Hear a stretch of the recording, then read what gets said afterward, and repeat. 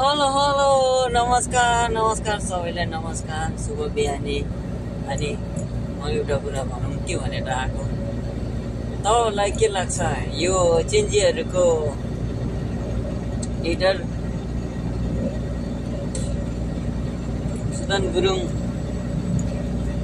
अनि त्यो चेन्जीहरूको आन्दोलन र माओवादी कालको जनयुद्ध चाहिँ धन्न उस्तै मेल खान्छ कि खाँदैन, तपाईँहरूको विचार के छ है? मैले चाहिँ एक्ज्याक्ट सेम डिजाइन जस्तो लाग्छ हेर्न है, मिल्छ किनभने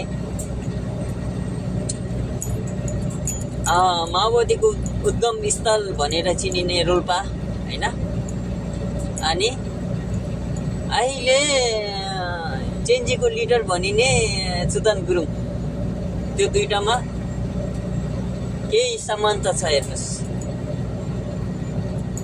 सामन्तीहरूले कसरी चोइस गर्छ भन्ने कुराहरू त्यहाँ देखाउँछ। उद्गम स्थल रोल्पा जहाँ चाहिँ मगरहरूको बाहुल्यता त्यहाँ छ, सोझो मगरहरू होइन। माओवादीले उद्गम स्थल रोल्पालाई किन चुने त होइन? ठाउँ परिवेश ठाउँ त्यस्तो भयो, भूगोल त्यस्तो भएर होइन, त्यहाँको मानिसलाई टार्गेट गरेर हो। त्यहाँको सोझा मगरहरूलाई फसाउन सक्छु भन्ने सोच भएको सामन्ती बाहुनले चाहिँ त्यो दिमाग लगाएको हो खास चाहिँ। अहिले सेम हेर्नुहोस् है, अहिले पनि बाहुनले दिमाग लगाइदियो, गुरुङको छोरालाई बलिको बाख्रा बनाएको छ हेर्नुहोस्, हो कि नभन्नुहोस्। ट्याक्क लगाएर रोल्पाको चाहिँ मगरहरूलाई उस्काउने, तिनीहरूलाई माओवादीमा सेनामा भर्ती गराउने, अनि त्यहाँ गएर खाना खानेदेखि लिएर अरू कुरो चाहिँ द्वन्द्वकालमा भएको थियो भने अहिले सेम आएर जेन्जी आन्दोलनमा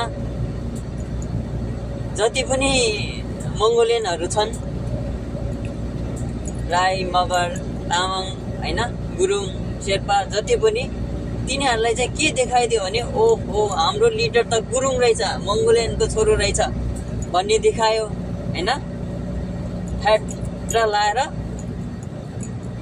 गुरुङलाई बलि चढायो हेर्नु। त्यस कारणले गर्दा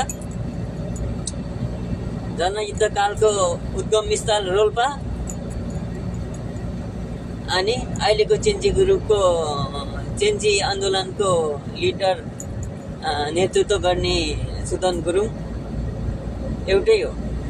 त्यतिखेर पनि सामन्ती बाहुनले नै आफ्नो स्वार्थको लागि सोझा मगरहरूको ठाउँबाट उद्गम स्थल भनेर घोषणा गराइदियो, मान्छेलाई तितर बितर बनायो होइन।